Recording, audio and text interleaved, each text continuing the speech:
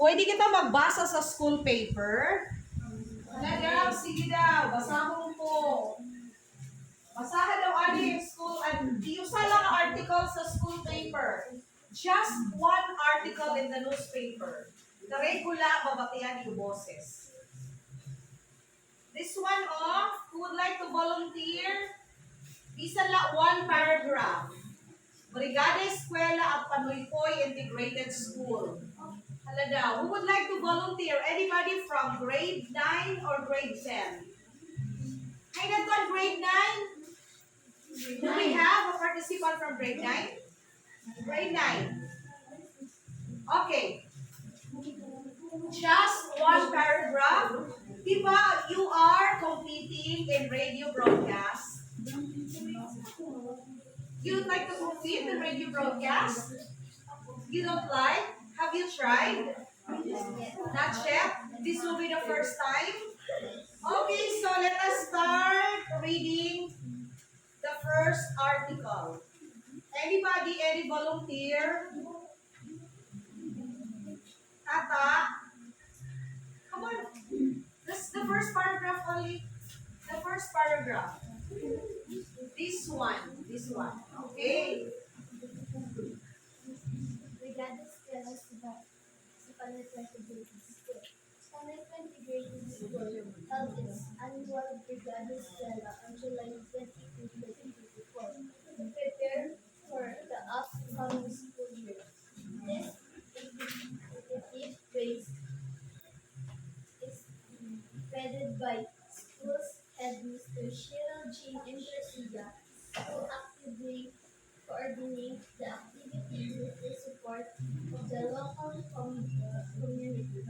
Honorable Maria Princess Timotanan also played a significant role by calling parents and students to join the events. The Brigada Eskwela program is nationwide initiative aimed at ensuring schools are clean, safe, and well prepared for student return this year. Okay. Very good. So, nanon yung gibasa? Nanon gibasa mo ta? Brigada Eskwela.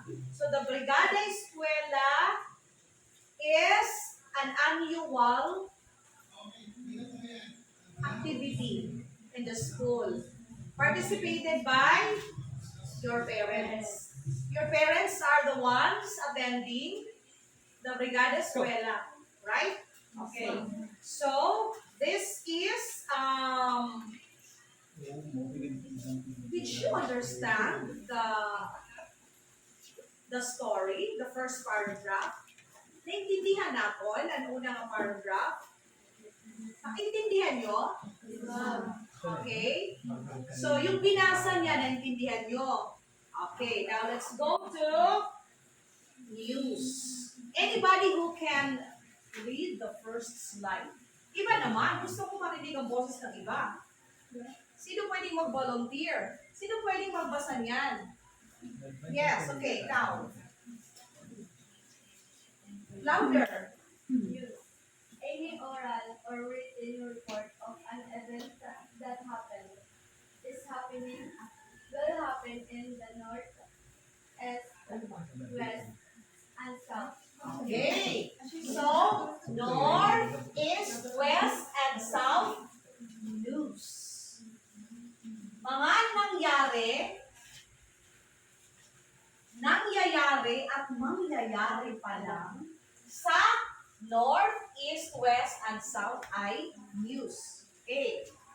Now, paano ba magsulat sa radyo? Sino dito ang nag-complete na sa radyo? Sa